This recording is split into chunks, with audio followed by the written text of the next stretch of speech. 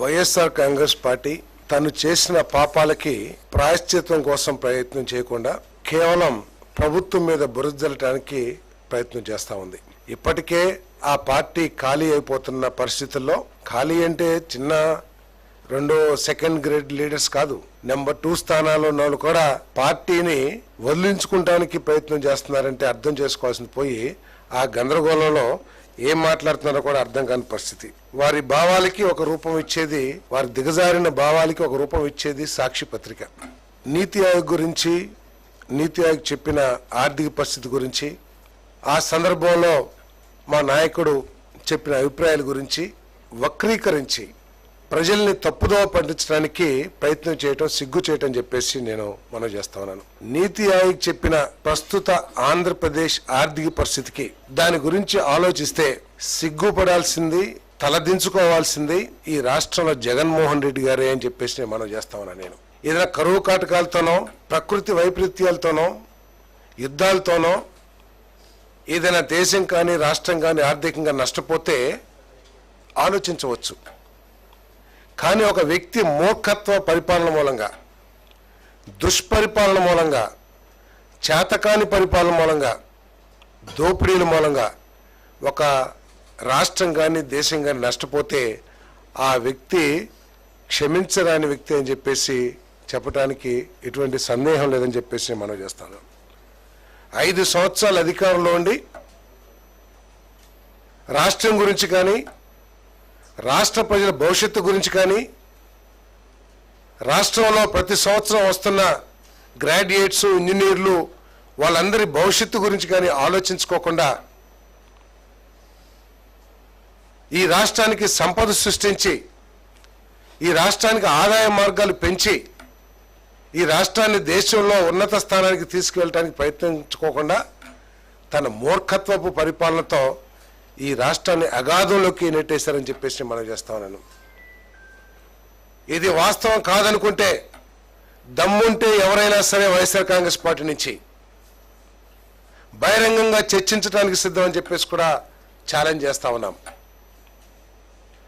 అగాధంలోకి నెట్టవేయబడిన ఈ రాష్ట్రాన్ని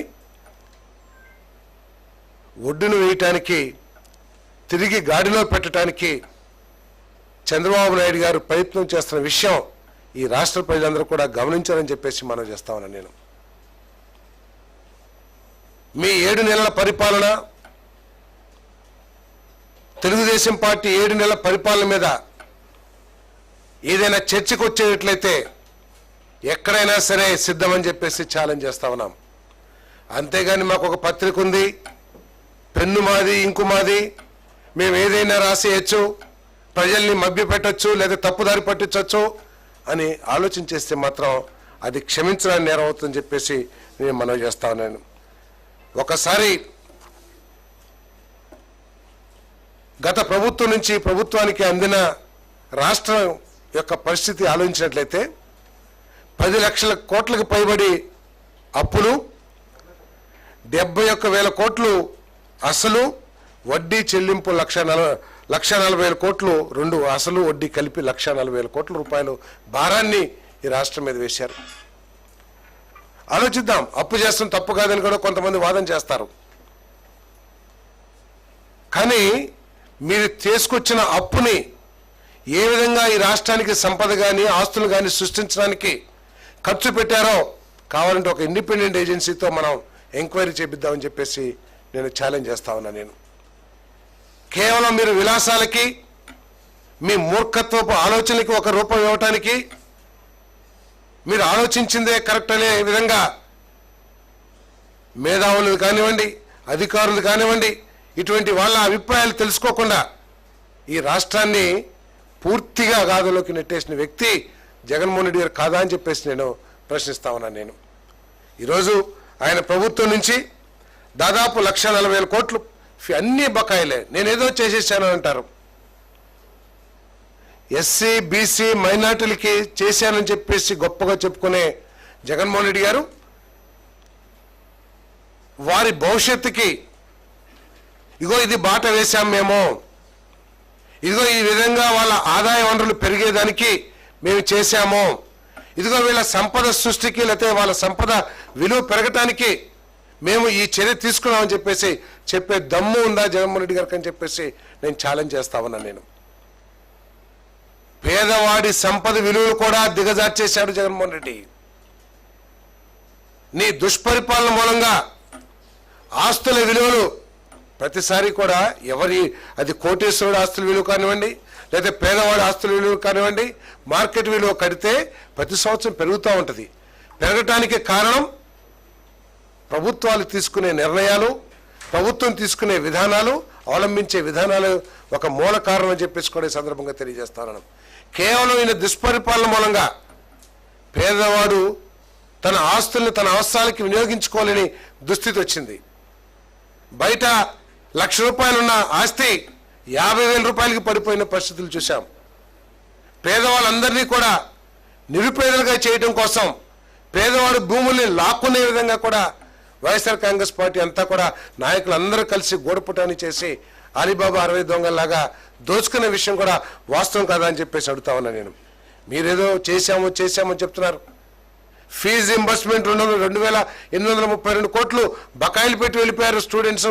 ఏమవుతుందని కూడా ఆలోచించుకోకుండా కనీసం యాజమాన్యాన్ని కూడా నువ్వు అందరినీ బెదిరించి కేసుల్లో కొట్టి ఆఖరికి జైలులో మర్డర్ చేయడానికి కూడా ప్లాన్ చేసే నువ్వు కనీసం మేము ఇవ్వలేకపోయాం ఫీజు రింబర్స్మెంట్, మీరు ఆ స్టూడెంట్స్ని ఇబ్బంది పెట్టొద్దని చెప్పేసి ఎక్కడన్నా గొట్టి తాకిది ఇవ్వగలిగామని చెప్పేసి అడుగుతామని నేను.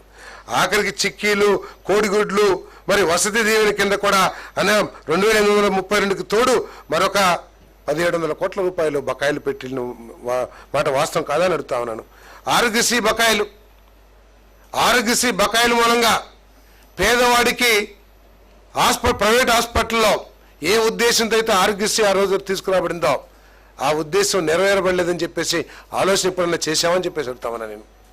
నీ 5 సంవత్సరాల హయాంలో ఆరోగ్యశ్రీ ఉంది, మీ చావు మీరు చావండి అని అన్నావు. కానీ ఆరోగ్యశ్రీ బకాయిలు కట్టకపోవడం మూలంగా హాస్పిటల్స్ వాళ్ళు వైద్యం చేయరని తెలిసినప్పటికి కూడా కనీసం ఒక 100 మందికైనా CMRF కానీ LOC కానీ ఇచ్చి వారిని ఆదుకోవడానికి ప్రయత్నం చేశామని చెప్పేసి నేను ప్రశ్నిస్తామన్నా నేను.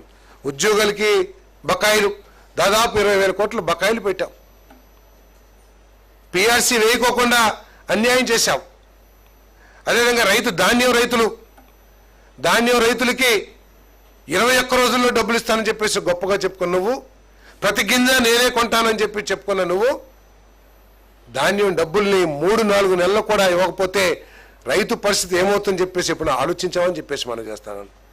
ప్రతి గింజ నేనే కొంటాను, బయట వాళ్ళు కొనొద్దు అని చెప్పేసి బెదిరించిన నువ్వు బాపట్ల జిల్లాలో కేవలం 7,000 మెట్రిక్ టన్నులు కొని ధాన్యాన్ని గత సంవత్సరం చేతులు కడుక్కున్న నువ్వు ఈరోజు తెలుగుదేశం ప్రభుత్వం చంద్రబాబు నాయుడు గారి నాయకత్వంలో ఆ ఒక్క జిల్లాలోనే 50,000 టన్నులు ధాన్యాన్ని కొనటమే కాకుండా రైతుల డిమాండ్ మేరకు 7,000 టన్నులు మరి అదనంగా కేటాయించాం. ఇంకొక 20,000 టన్నులు కూడా కేటాయించడానికి ఆలోచన చేస్తున్నాం. ఈ విధంగా దాదాపు 30 లక్షల టన్నులు పైబడి ధాన్యాన్ని కొని 24 గంటల్లో డబ్బులు చెల్లించిన ప్రభుత్వం దేశంలో ఏదైనా ఉందంటే అది చంద్రబాబు నాయుడు గారి నాయకత్వంలో కూటమి ప్రభుత్వం అని చెప్పేసి ఈ సందర్భంగా నేను తెలియజేస్తాను. గృహ నిర్మాణం నేను ఎస్సీ, నా ఎస్టీ, నా బీసీ అన్న జగన్మోహన్ రెడ్డి గారు ఆలోచన చేయాలి. మీరు చంద్రబాబు నాయుడు గారు పూర్తిగా రాష్ట్ర నిధులతో 2.5 లక్షల రూపాయలతో ఒక ఇల్లు కట్టి ఎస్సీలకి, ఎస్టీలకి, పీజీటీవీలకి అదనంగా 50,000, 75,000 లక్ష రూపాయలు ఇస్తే నువ్వు అదనంగా ఇచ్చే డబ్బులు ఎగ్గొట్టి ఎస్సీ, ఎస్టీలకి ఎగ్గొట్టి 2.5 లక్షలు ఇచ్చిన యూనిట్ ధరనికి రాష్ట్ర ప్రభుత్వ నిధుల్ని 30,000కి తగ్గించిన గనుడు కాదా జగన్మోహన్ రెడ్డి గారు అని చెప్పేసి నేను ప్రశ్నిస్తామన్నా నేను.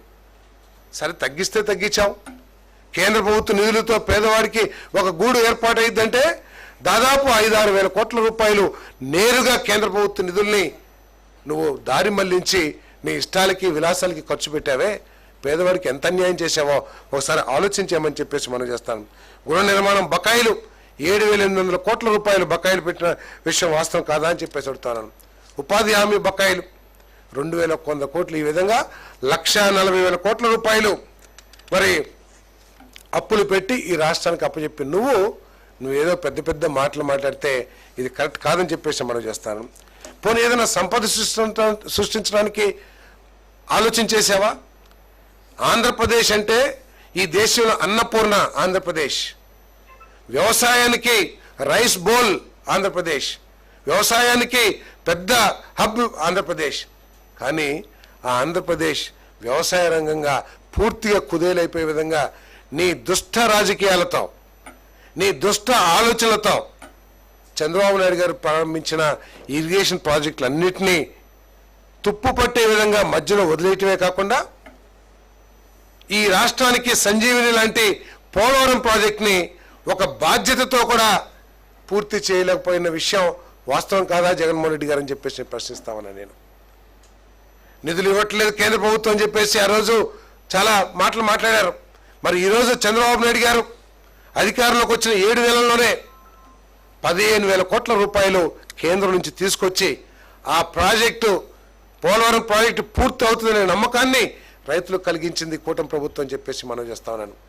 అసెంబ్లీలో తొడలు కొట్టారు, మీసాలు తిప్పారు, ఎవరు వినని బూతులతో సహా అసెంబ్లీని అధోగతి పాలు చేశారు.